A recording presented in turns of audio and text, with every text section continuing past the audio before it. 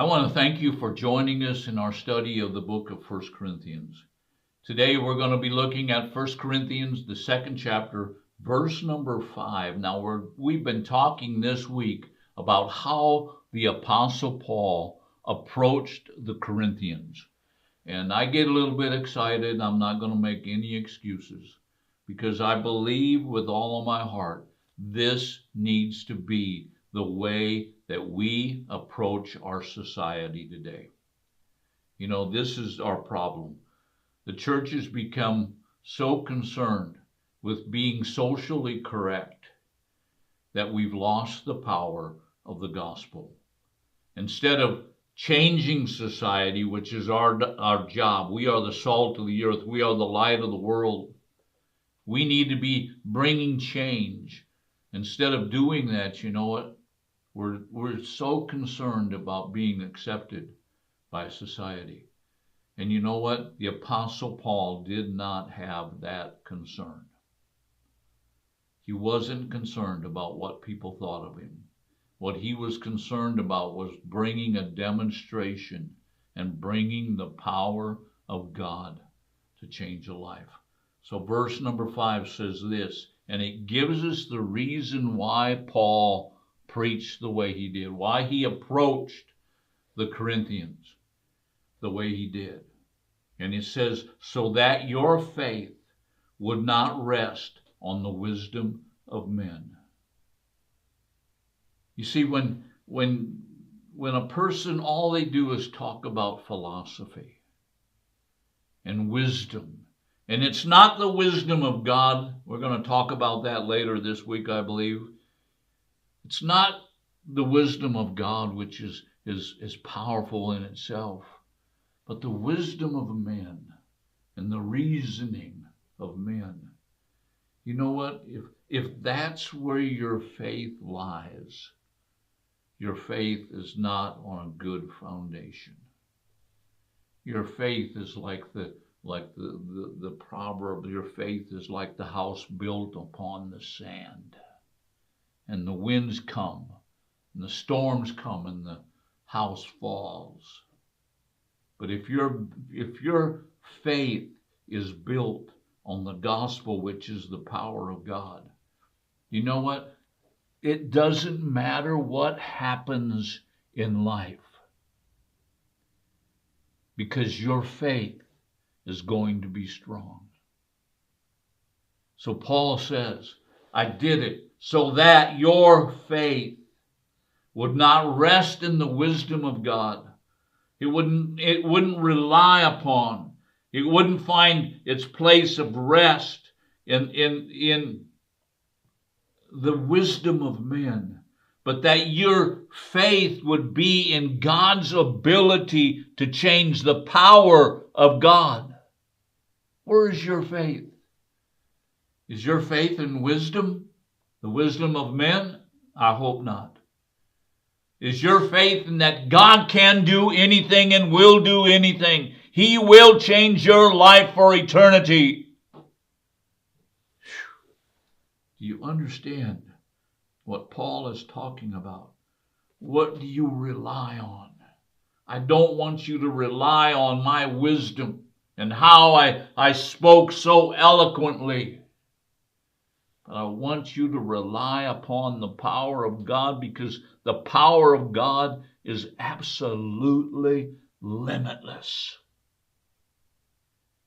It'll set the alcoholic free. It'll give hope to those who are depressed. It'll heal diseases.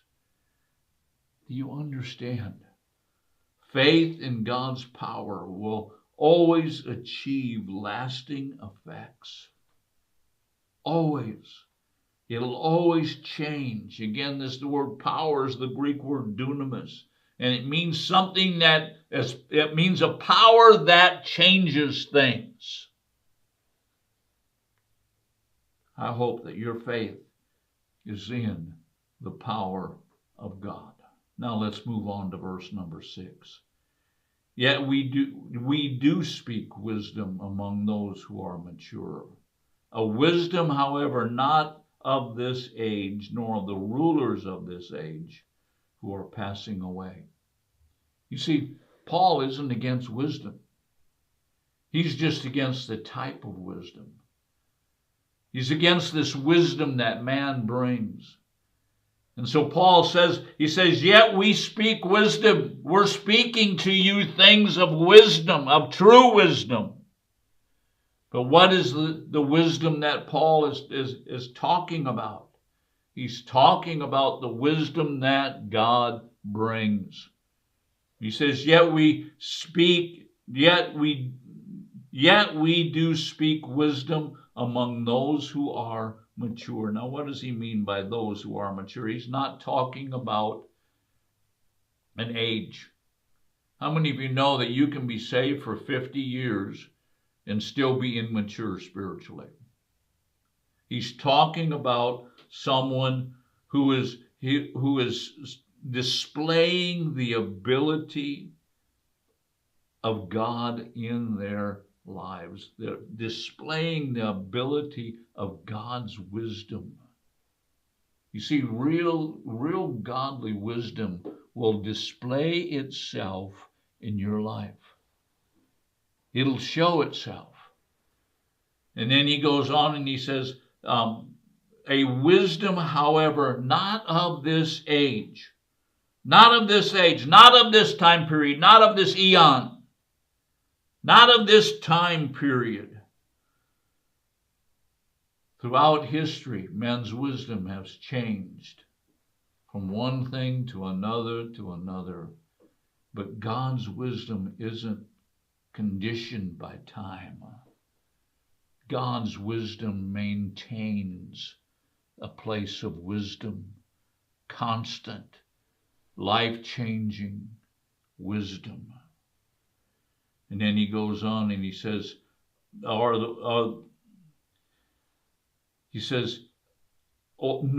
of the rulers of this age. Nor of the rulers of this age. What is he talking about?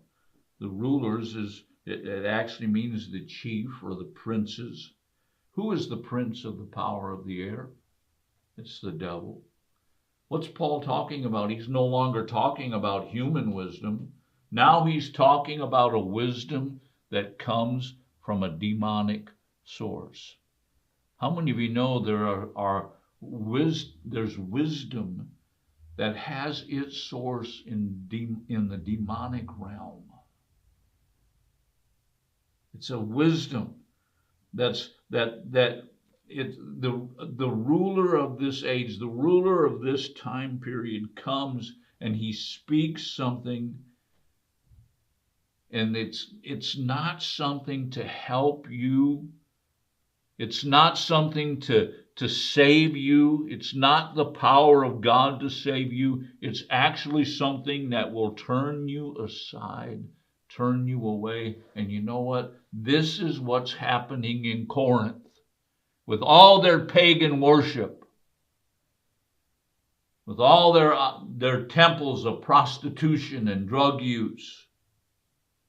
And so Paul says, it's not the wisdom that comes from the rulers of this age. And then he ends verse number 6 by saying this, for it is passing away. It's passing away.